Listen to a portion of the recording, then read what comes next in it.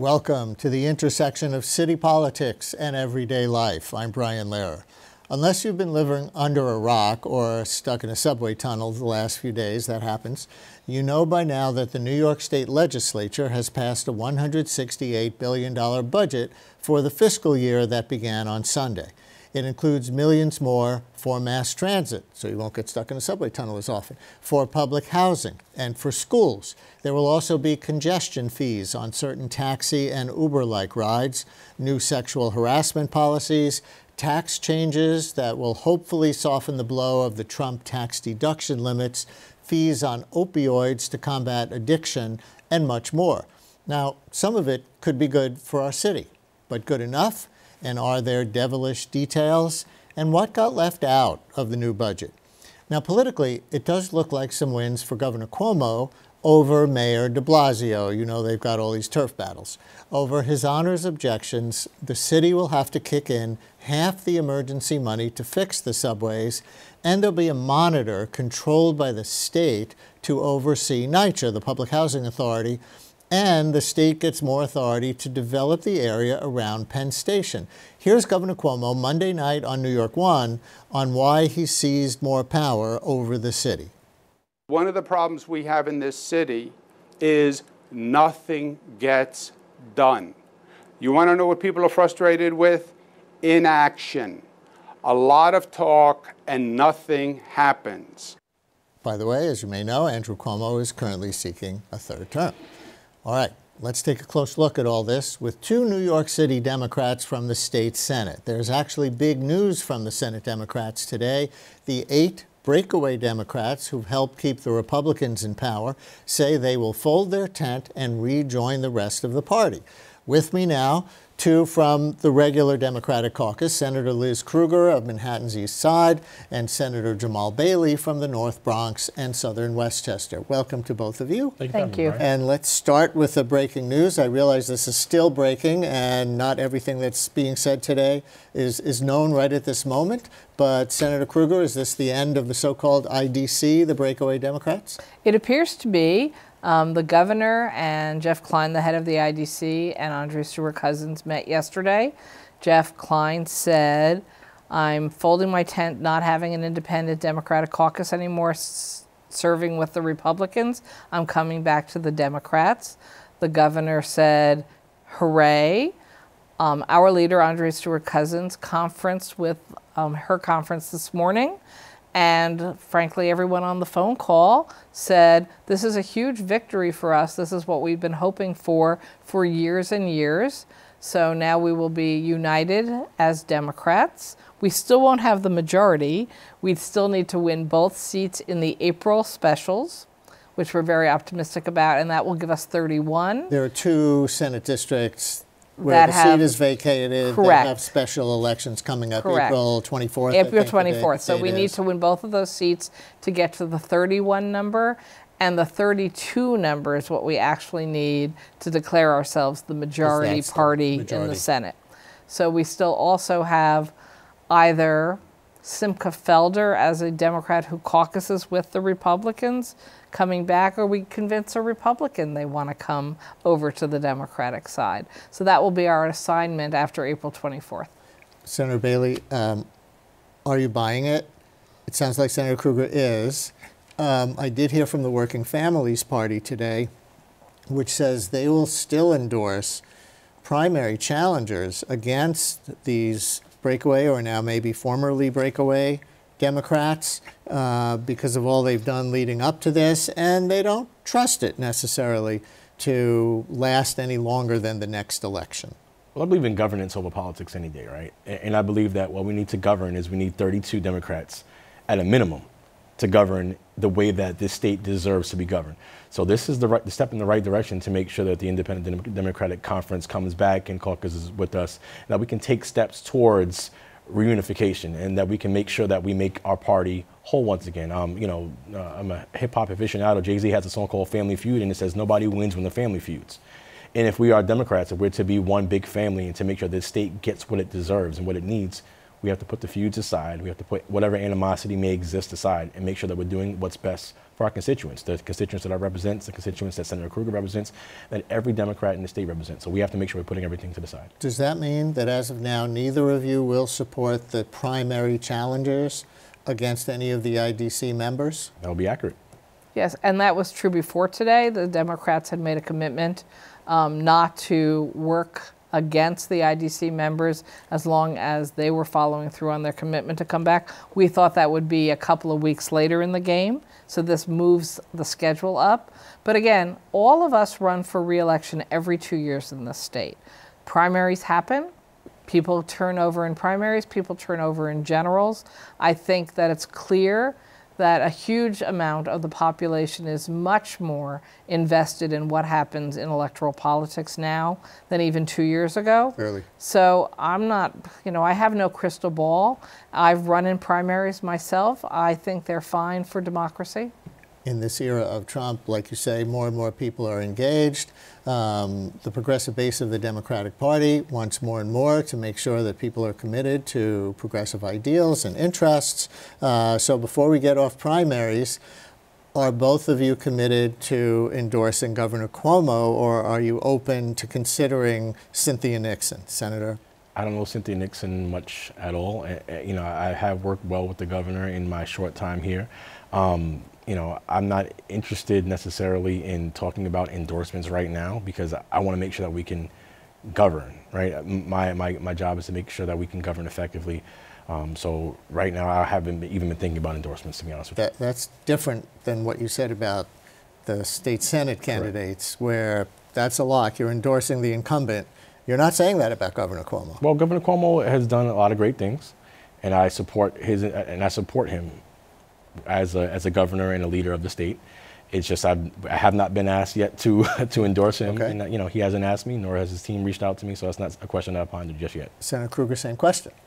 I'm also holding on that. One, Governor Cuomo hasn't asked me, but two, as a woman who is a very strong supporter of women seeking higher office in politics and a proud liberal Democrat, I want to see what Ms. Nixon is offering and what she's proposing that would be different for the state of New York. So I'm keeping an open mind. Sounds like we're going to have future conversations about this topic. All right, let's go to the budget.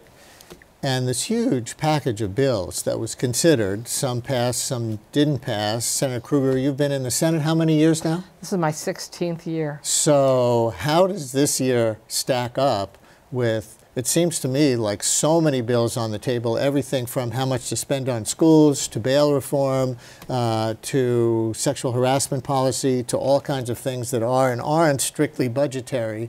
And with Cuomo versus de Blasio, turf war feeding into some of it, with the Trump era as a backdrop, how would you compare this budget season to anything that's come before? I think the process keeps getting weaker as we go along. Most of the policy proposals fell off the table, and then a bunch of new ones suddenly popped up at the last minute. I personally am not a big fan of giant policy proposals showing up in the dark of night. I mean, we have months where we have public hearings. I sit through every one of them. We have months where there's actual produced budget documents.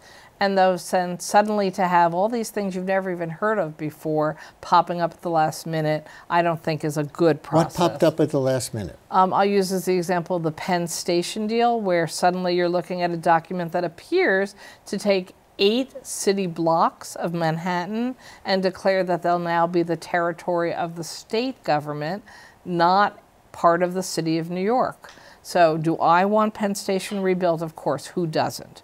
But do you need 8 city blocks? Do you need total eminent domain powers by the state? Do you need to skip zoning, air rights laws, community participation, the city of New York's building code, electric code, fire code? No, we can do all of those things. And for 8 city blocks, how many Empire State Buildings can we fit on the head of a pin? So that was one example where I was very outspoken and very concerned.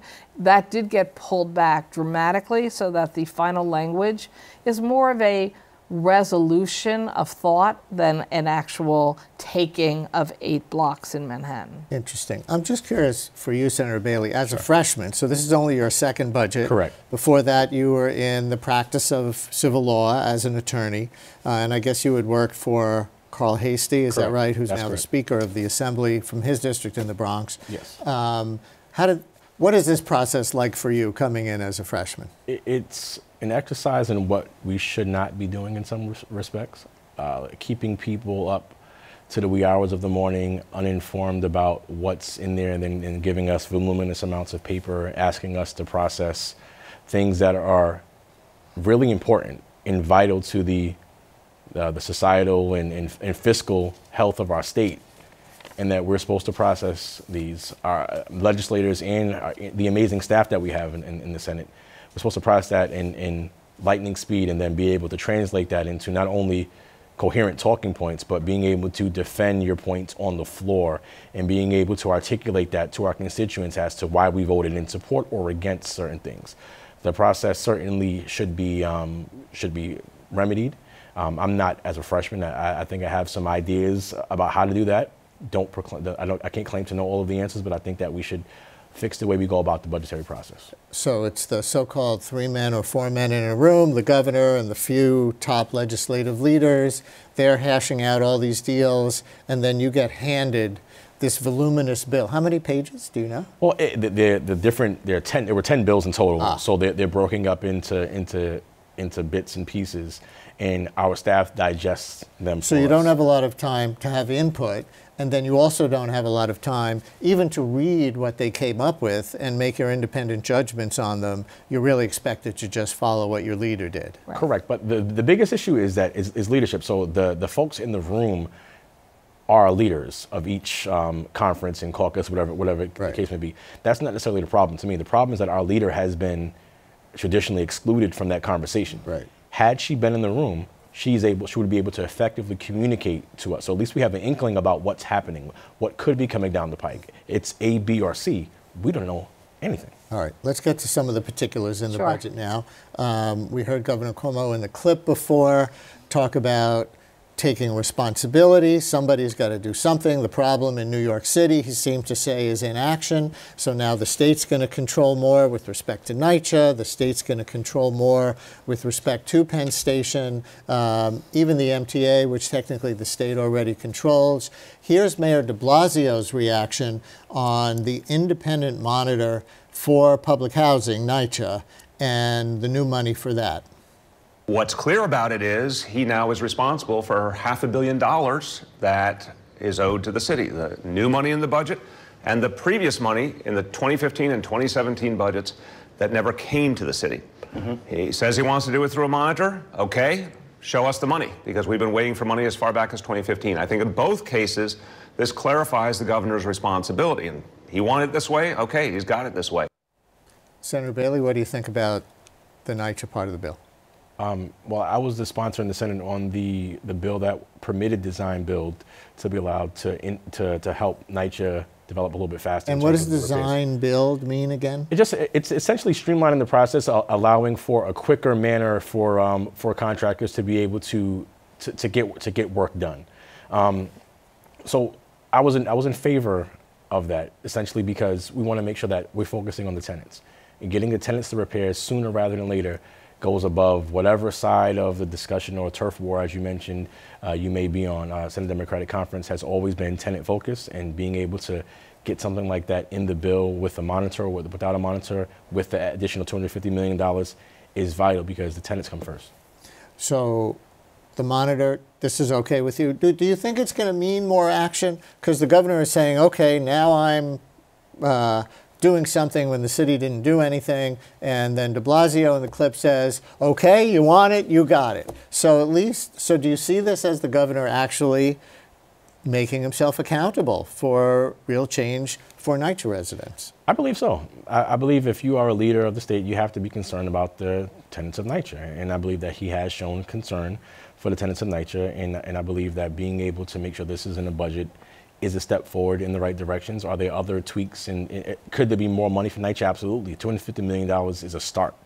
Let's be very clear. NYCHA has been disinvested at the federal level for years and years and years, and we need much more of an infusion of cash to make sure that we can get NYCHA what it really needs. But $250 million is certainly a start, and I applaud the governor for that. Where are you on this, Senator Krueger? Because I guess the pro-Cuomo argument here is you could see it as seizing power from the mayor as a power grab, and then it's, oh, he's doing a power grab. Or you could see it as, instead of both of them trying to shirk responsibility over a very complicated problem, trying to fix all these lingering problems in NYCHA buildings, now here's somebody stepping up, the governor, and saying, I'm going to do this, hold me accountable. Or is that not the way to look at it? I think we should hold the governor accountable. As he said, now he's taking charge.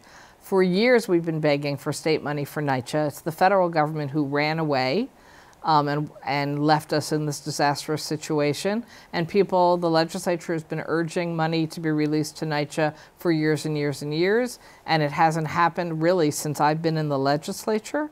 Yes, the governor committed $200 million, but that didn't get released yet. So I would argue now he's announced $250 million new, the $200 million owed from last year, so that's $450 million. Still not what they need, but $450 million is a nice amount of money. So now he wants to have a monitor. Okay, you better get one in place.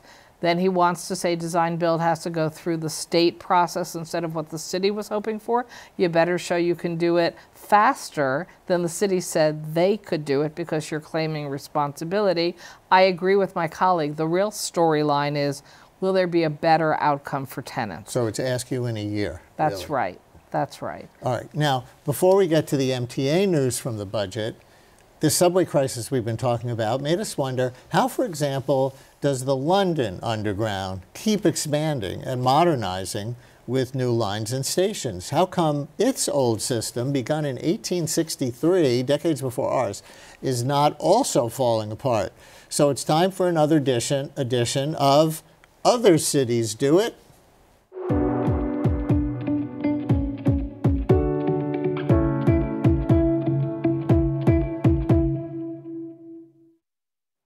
For answers as to why the TfL, Transport for London, is in excellent shape compared to our MTA, we reached Professor Tony Travers, transportation expert at the London School of Economics. He told us that in the 1970s and 80s, London's subway system was, in fact, in bad shape, maybe worse than New York's at that time.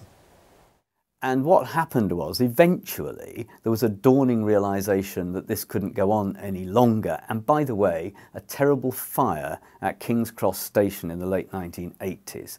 And that fire jolted politicians of all kinds to think it's now so dilapidated that a fire can occur where I think 40 people were killed. I mean, something really, really horrific.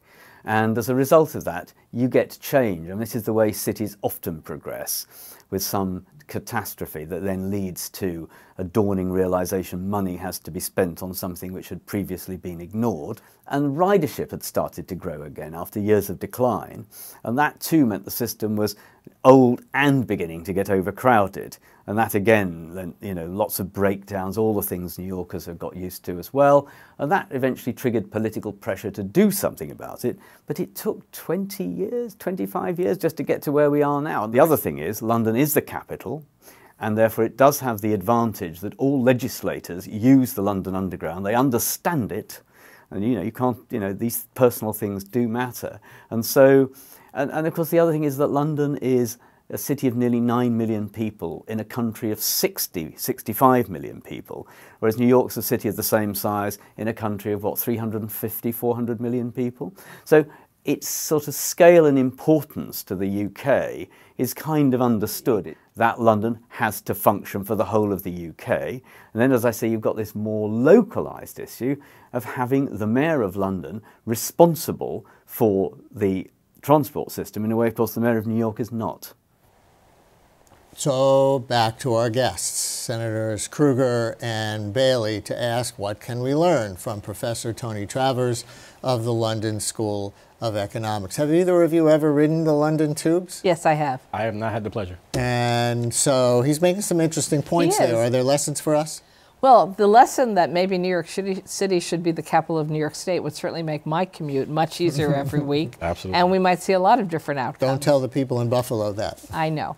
Although it's so fascinating that a lot of this fight ends up being the rest of the state thinking, what do they have to care about what happens in the MTA region? And what we can continue to try to point out is what happens in the 12-county MTA region, the economic breadbasket of New York State, in fact, impacts every New Yorker, whether you live on the St. Lawrence Seaway or in Syracuse or in Buffalo. And it's not only New York State, it's the country. As he said, there are, what was it, 9 million Londoners out of 60 million Englanders. Yep. We have 9 million New York City residents out of 340 million or something like that Americans. And so our, in effect, capital city, our cultural capital, New York City, our biggest city, doesn't get treated the same in the United States as Paris does by France or London does by the UK. And, you know, they don't like us out there in America. And that's why I think the fighting between the city and the state are just silly. We know we need to improve our subway system. We know that the future of New York City is dependent, and the whole region, on quality mass transit. So you raise the question, you know, did the mayor get stuck with a bill for $480 million or approximately there? The answer is okay, because the state supposedly now has to step up to the plate and really deliver what we need the state to do. I think what gets missing from the sentence is the governor actually proposed in his original budget shifting $8.5 billion in capital to the city. So the city has to contribute less than $500 million more than they expected, but the state has to make good on its commitment of the $8.5 billion remaining in the capital plan. We're going to play a clip of Mayor de Blasio here, because as Senator Krueger was just saying, the city, this is the part that really rankles the mayor, the city was forced by this budget to give over almost $500 million of city tax money to the state for these MTA repairs. De Blasio's point was, no, MTA is a state function. You, state, have been underfunding it. This is your fiscal responsibility. But here's the mayor's reaction after the bill was passed. We have a lockbox for the first time. I don't remember any other situation where there was a lockbox, meaning that money raised in New York City had to stay in New York City for our subways and buses. We have a clause that says the money cannot be diverted out of the MTA and into the rest of the state budget. If we had had that previously, all that $456 million would have been kept in the MTA. We've got at least the beginning of a long-term funding plan for the MTA because of the surcharges. Based on that progress, I was willing to put in the money. But let's be clear, it's one time only. Now, governor's gotten everything he's asked for. Great. Take responsibility. My message is really clear. MTA is his. He's in charge of it. He names the head of it. He decides the budget. Take responsibility. Fix the subways. There's no more excuses. There's no more delays. Just go do it. And once again, Senator Bailey, it's instead of you take it, this is your problem. No, you take it, it's your problem. Finally, it's the governor saying, okay, I'm taking your money, but yes, now it's my problem, and we're going to fix it. So again, is it come back in a year and see how he's done? I think it isn't, but I think the most important people to ask are the riders, right? And as a representative of the North Bronx, it's not just fix the subway, it's fix the buses too. I represent Co-op City, the largest cooperative housing development in America, I believe. You need a bus to get there. You need a bus. It's a transit poor district, and the MTA has cut routes from Co-op City. The closest train station to there is Pelham Bay Park. So if you're a resident in one of the 5 sections of Co-op City, you might have to wake up an extra half an hour to 45 minutes earlier from your day to get on the bus just to get to a train, just to get downtown.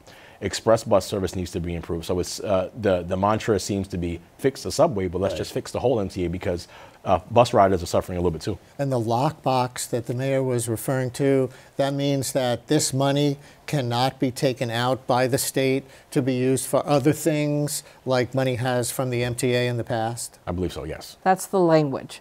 The danger of language around lockboxes, and I'm keeping optimistic that we're going to follow and good fiscal policy here, is there's one really dangerous word in government: notwithstanding. So with one sentence, you can remove that lockbox. Notwithstanding some kind of current law. So we want to be very, very cautiously optimistic that we're going to watch and not allow any notwithstanding language to sneak into later bills. So notwithstanding means this is really going to happen unless something else happens. All right. Senator Bailey, we have a few minutes left. Sure. What wasn't in this budget that you wish was? Well, Senator Krueger alluded to the fact that we shouldn't necessarily have heavy policy issues in budgets, and generally I agree, but because of the deadlock in the between the Republican-controlled state Senate and the Democratic-controlled state Assembly, we've had to put measures of importance, such as criminal justice reform, in the budget. I was disappointed that we didn't have bail reform, speedy trial, or most importantly to me, discovery reform.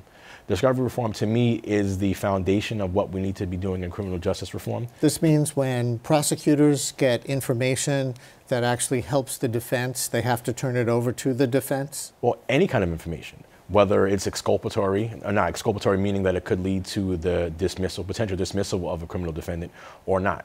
Any information that the prosecutors get, we believe, should be turned over to the defense on an open, early, and automatic basis, because it saves a couple of things. First, most importantly, it saves the human capital. It saves you the toll of wondering what is it that they have against you. And also, if you're getting the information, it leads to quicker dispositions.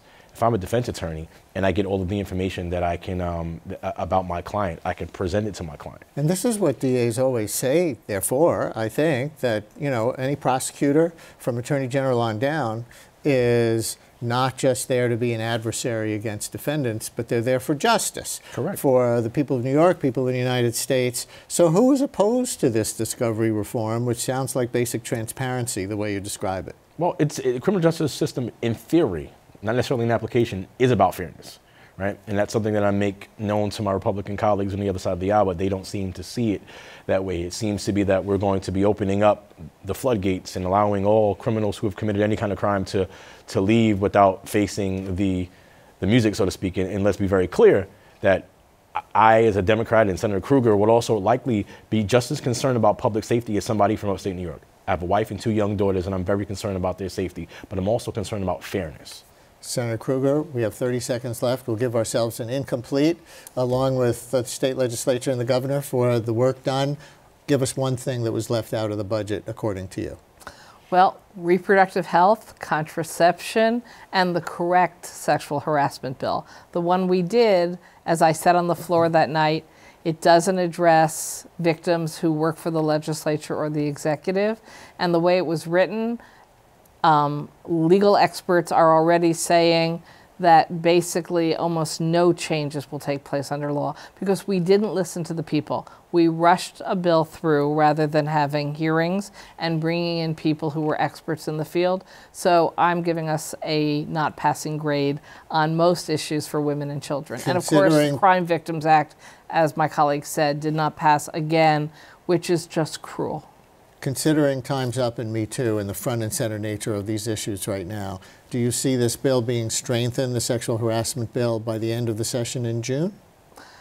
I think we can do it. Will we do it? At the moment where the IDC has left the Republicans, as we started with, and there's going to be a lot of hostility all around, I'm not sure we're going to see that much major policy pass this spring. Thank you both for sitting at our table. Thank you. In these days after the passage of this landmark budget.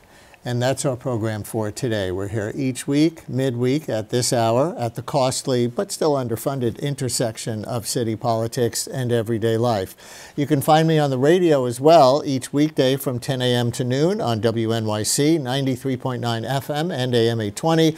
Tomorrow, the head of the Working Families Party on why the breakaway Democrats' retreat is not good enough for them. I'm Brian Lehrer. Thanks for watching.